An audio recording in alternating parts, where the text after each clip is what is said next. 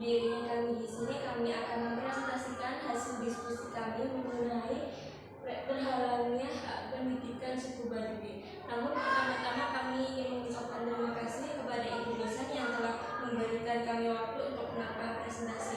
Sebelum melakukan presentasi, izinkan kami memperkenalkan diri kami terlebih dahulu.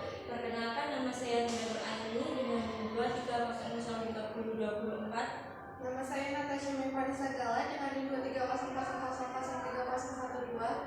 Saya Stevening dengan NIM 2300003014. Selanjutnya memasuki bab pertama, yaitu terhambatnya hak pendidikan suku Baduy.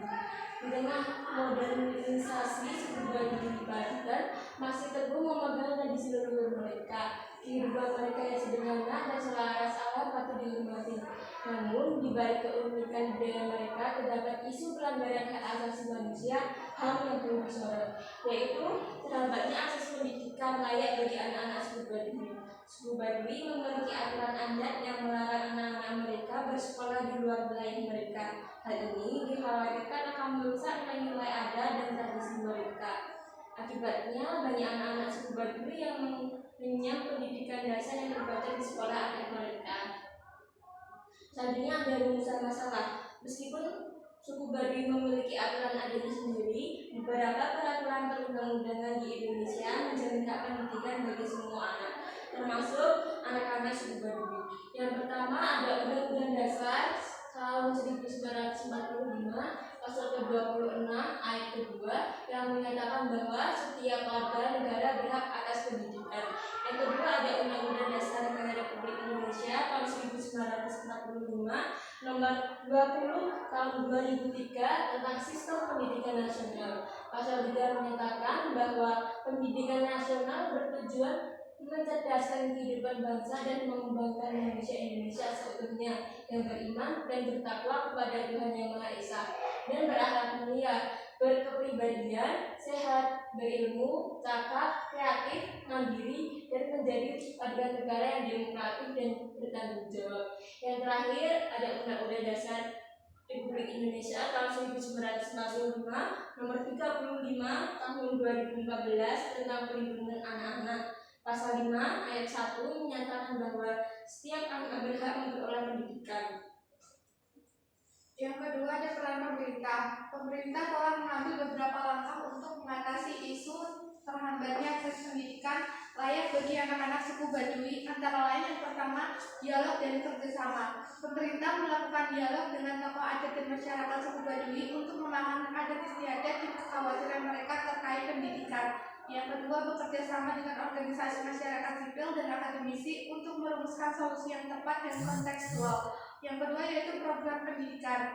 Dengan mengembangkan program pendidikan khusus yang sesuai dengan budaya dan kebutuhan masyarakat suku Baduy, meningkatkan kualitas dan infrastruktur sekolah adat di wilayah suku Baduy, menyediakan guru-guru yang kompeten dan memahami budaya suku Baduy, dan yang terakhir memberikan beasiswa dan program afirmasi bagi anak-anak suku Baduy yang ingin melanjutkan pendidikan ke jenjang yang lebih tinggi. Yang ketiga ada sosialisasi dan edukasi.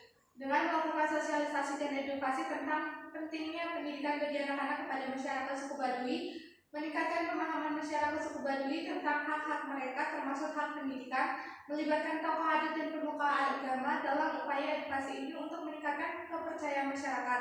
Yang keempat yaitu penegakan hukum.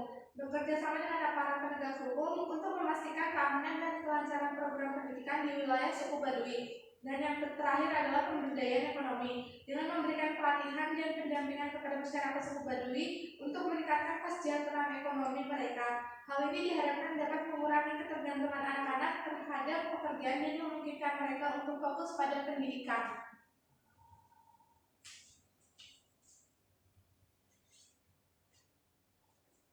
Selanjutnya ada hambatan dalam penegakan hukum. Upaya penegakan hukum untuk memastikan pendidikan anak suku Baduy menemui beberapa hambatan, antara lain 1. Keengganan sebagian masyarakat Baduy untuk mengikuti program pendidikan formal. Yang kedua, kurangnya pemahaman hukum. Masyarakat suku Baduy termasuk para pemuka adat masih kurang memahami peraturan perundang-undangan terkait hak pendidikan. Yang ketiga adalah letak geografis. Wilayah suku Baduy yang terpencil dan sulit diakses menjadi kendala bagi penegak hukum dan memberikan edukasi tentang hak-hak anak. Yang keempat, ada kesulitan dalam melakukan penegakan hukum di wilayah adat. Yang kelima, ada sensitivitas budaya. Penegakan hukum yang terlalu keras dikhawatirkan dapat memicu konflik dan mengganggu hubungan baik dengan masyarakat suku Baduy. Sekian presentasi dari kami, kurang lebihnya mohon maaf. Assalamualaikum warahmatullahi wabarakatuh.